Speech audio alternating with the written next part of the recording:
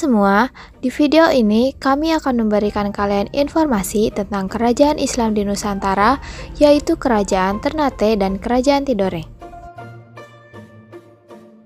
Berikut adalah daftar bahasan yang mencakup materi ini. Silakan disimak ya. Letak kerajaan, Ternate dan Tidore adalah dua pulau kecil yang hampir sama besarnya. Kedua pulau ini saling berhadapan satu sama lain dan dipancang gunung api yang muncul dari Laut Maluku.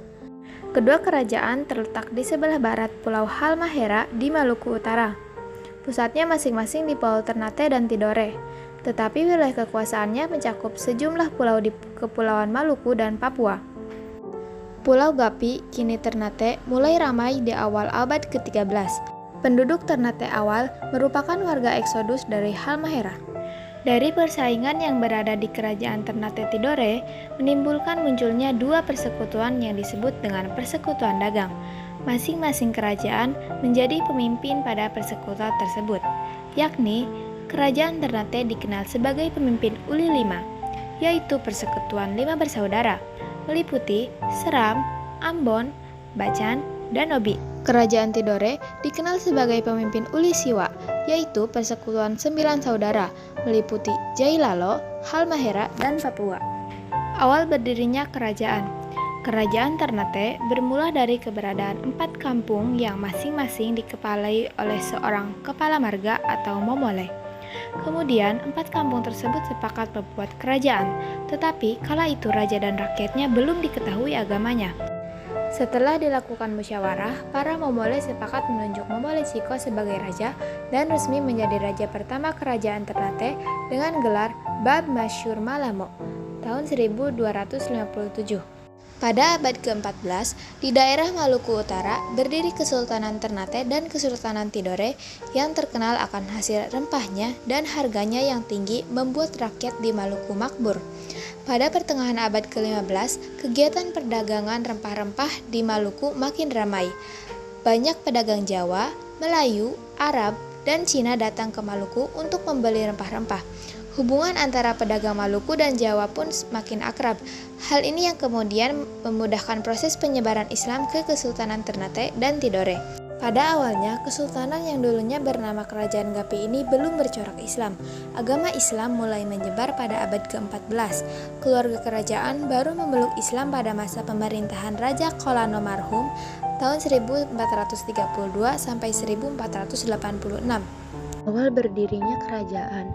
Saat awal berdiri, kerajaan ini belum bercorak Islam. Penguasa Tidore yang pertama kali masuk Islam adalah Ciriliyati dengan gelar Sultan Jamaluddin. Masuk Islam karena dakwah seorang ulama dari Arab. Sultan ini pun diketahui merupakan raja pertama yang memakai gelar sultan. Sejak saat itu, kerajaan Tidore berubah menjadi Kesultanan Islam. Sepeninggal Sultan Jamaluddin, Kesultanan Tidore dipimpin oleh Sultan Al-Mansur. Ia memindahkan ibu kota dekat kerajaan Ternate dan mulai menerima pengaruh asing seperti pengaruh Spanyol. Tidak hanya itu saja, pada masa Sultan Al-Mansur, Tidore juga sering mengalami pemindahan pusat pemerintahan. Ibu kota terakhir adalah Limau Tidore yang sekarang dikenal sebagai nama Soasio. Masuknya Islam ke Maluku. Pada abad ke-15, para pedagang dan ulama dari Malaka dan Jawa menyebarkan Islam ke sana. Di sini muncul 4 kerajaan Islam di Maluku yang disebut Maluku Kiraha atau Maluku 4 Raja. Pada masa kesultanan itu berkuasa, masyarakat Muslim di Maluku sudah menyebar sampai ke Banda, Hitu, Haruku, Makian, dan Halmahera. 4 kerajaan Islam di Maluku yaitu 1. Kesultanan Ternate yang dipimpin oleh Sultan Zainal Abidin tahun 1486 sampai 1500. 2. Kesultanan Tidore yang dipimpin oleh Sultan Mansur. 3. Kesultanan Jailolo yang dipimpin oleh Sultan Sarajati. Dan 4. Kesultanan Bacan yang dipimpin oleh Sultan Kaicil Buko. Kerajaan Ternate dan Tidore adalah dua kerajaan yang memiliki peran penting yang menonjol dalam menghadapi kekuatan-kekuatan asing, yaitu bangsa Spanyol, Portugis, dan Belanda yang mencoba menguasai Maluku pada abad ke-15 hingga abad ke-19. Dalam perkembangan selanjutnya, kedua kerajaan ini bersaing memperebutkan hegemoni politik di kawasan Maluku. Kerajaan Ternate dan Tidore merupakan penghasil rempah-rempah sehingga menjadi pusat perdagangan rempah-rempah. Masuknya Islam ke Maluku.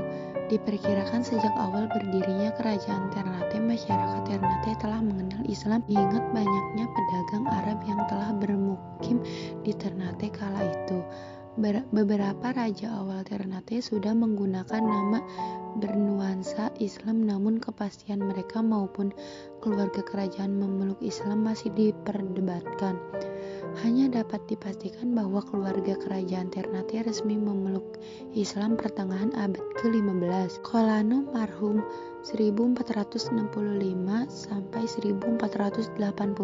Penguasa Ternate ke-18 adalah raja pertama yang diketahui memeluk Islam bersama seluruh kerabat dan pejabat istana. Pengganti Kolano marhum adalah putranya Zainal Abidin 1486 sampai dengan 1500. Beberapa langkah yang diambil Sultan Zainal Abidin adalah meninggalkan gelar Kolano dan menggantikannya dengan Sultan marhum. Islam diakui sebagai agama resmi kerajaan. Syariat Islam diperlakukan dan membentuk lembaga kerajaan sesuai hukum Islam dengan melibatkan para ulama. Langkah-langkahnya ini kemudian diikuti kerajaan lain di Maluku secara total. Hampir tanpa perubahan, ia juga mendirikan madrasah yang pertama di Ternate. Sultan Zainal Abidin pernah memperdalam ajaran Islam dengan berguru pada Sunan Giri di Pulau Jawa. Di sana dia dikenal sebagai Sultan Bualawa, Sultan Cangkih. Berikut adalah silsilah raja kerajaan Ternate dengan raja pertamanya yaitu Bab Mansur Malamo 1257 sampai 1277 dan beberapa raja terkenal yaitu Raja Kolano Mahrum tahun 1432 sampai 1486 dan anaknya yaitu Sultan Zainal Abidin tahun 1486 sampai 1500 serta Sultan Hidayatullah, Sultan Bainullah, Sultan Khairun Jamil, dan Sultan Babullah yang membawa kerajaan Ternate pada puncak kejayaannya. Silsilah raja kerajaan Tidore dengan raja yang pertamanya. Raja pertama sekaligus pendiri kerajaan Tidore yang bernama Sahjati atau Muhammad Nakil adalah saudara Mansur Malamo, raja pertama kerajaan Ternate. Kemudian raja Tidore yang terkenal yaitu Sultan Al-Mansur. Masa keruntuhan. Mulanya kerajaan Ternate dan Tidore memiliki hubungan yang sangat baik hingga kedatangan bangsa asing yang menghancurkan hubungan tersebut. Kemunduran kerajaan Ternate dan Tidore disebabkan karena mereka yang saling diadu domba yang dilakukan oleh bangsa asing, Portugis dan Spanyol yang bertujuan untuk memonopoli daerah penghasil rempah-rempah tersebut. Kerajaan Ternate bersekutu dengan Portugis, sedangkan kerajaan Tidore bekerja sama dengan Spanyol. Setelah Sultan Ternate dan Sultan Tidore sadar bahwa mereka telah diadu domba oleh Portugis dan Spanyol, mereka kemudian bersatu dan berhasil mengusir Portugis dan Spanyol ke luar Kepulauan Maluku. Namun kemenangan tersebut tidak bertahan lama sebab VOC yang dibentuk Belanda untuk menguasai perdagangan rempah-rempah di Maluku berhasil menaklukkan Ternate dengan strategi dan tata kerja yang teratur, rapi dan terkontrol dalam bentuk organisasi yang kuat. Setelah Sultan Nuku meninggal pada tahun 1805, Belanda pun kembali mengincar Tidore karena kekayaannya. Keadaan itu didukung dengan kondisi di kerajaan Tidore yang terus mengalami konflik internal. Pada akhirnya, kerajaan Tidore jatuh ke tangan Belanda dan kemudian bergabung dengan NKRI ketika Indonesia merdeka. Masa kejayaan kerajaan Tidore ini diketahui berada pada kepemimpinan Sultan Nuku pada 1897 sampai 1805. Saat ini berkuasa, wilayah kekuasaannya telah berkembang ke sebagai besar Pulau Halmahera, Pulau Buru, Pulau Saram, dan Papua bagian barat. Dengan struktur pemerintahan yang sudah teratur, kehidupan politik kerajaan Tidore pun bisa berjalan dengan lancar dan baik. Sultan Nuku juga dianggap paling gigih dan sukses dalam melawan dan mengusir Belanda. Bahkan, Sultan Nuku bisa menyatukan Ternate dan Tidore untuk bersama-sama melawan penjajah Belanda. Serangkaian perjuangan rakyat Maluku pun membutuhkan hasil, ditandai dengan menyerahnya Belanda pada 21 Juni 1801 Masehi.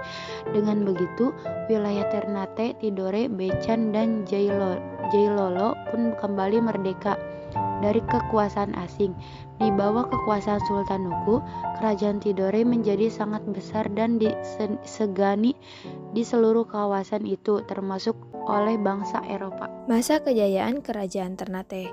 Kerajaan Ternate mengalami kejayaan pada masa pemerintahan Raja Boboullah. Pada abad ke-15, Kerajaan Ternate mengalami perkembangan pesat, terutama di bidang perdagangan dan pelayaran, berkat kekayaan rempah-rempahnya. Selain itu, Sultan Boboullah pada 1570 sampai 1583 Masehi juga mengantarkan Kerajaan Ternate menuju puncak kejayaan. Di bawah pemerintah Sultan Boboullah, wilayah kekuasaan Kerajaan Ternate membentang dari Maluku, Sulawesi Utara, Sulawesi Timur, Sulawesi Tengah, bagian selatan Kepulauan Filipina, dan Kepulauan Marshall di Pasifik.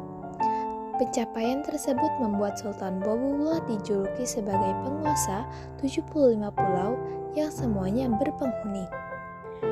Kondisi politik.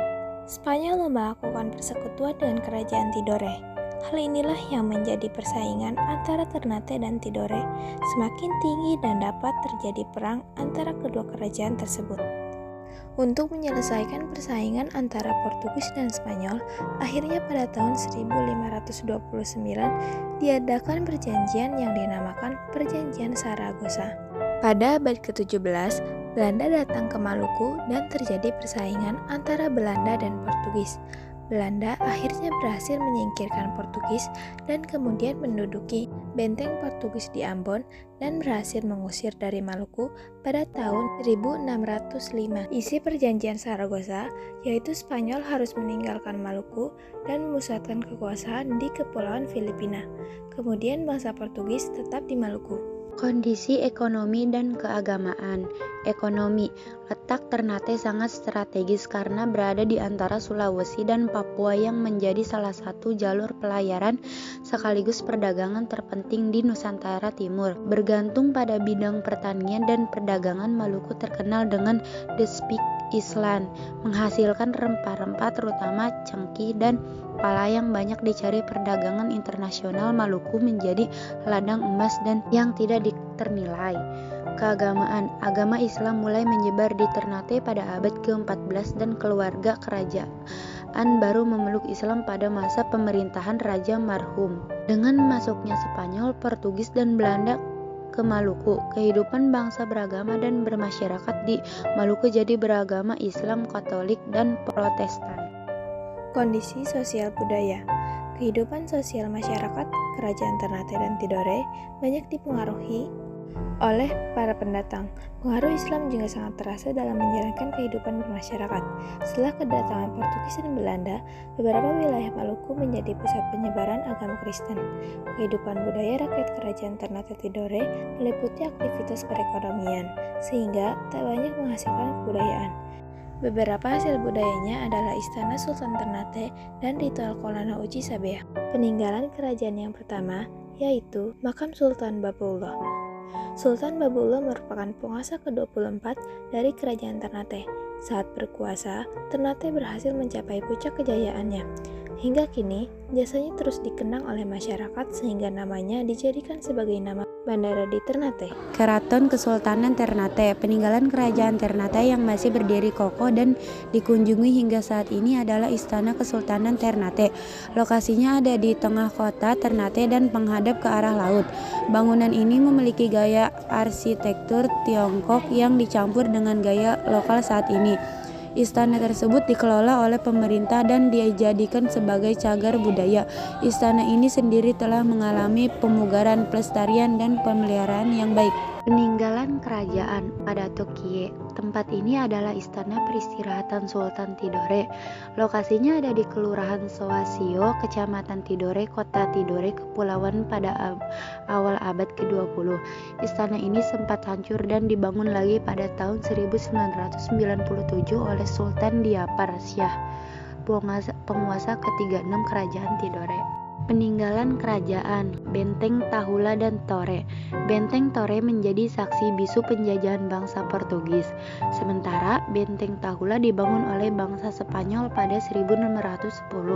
Fungsinya adalah mengamati wilayah daratan dan perairan Tidore. Sekian video dari kami. Apabila ada kekurangan, mohon dimaafkan. Semoga bermanfaat.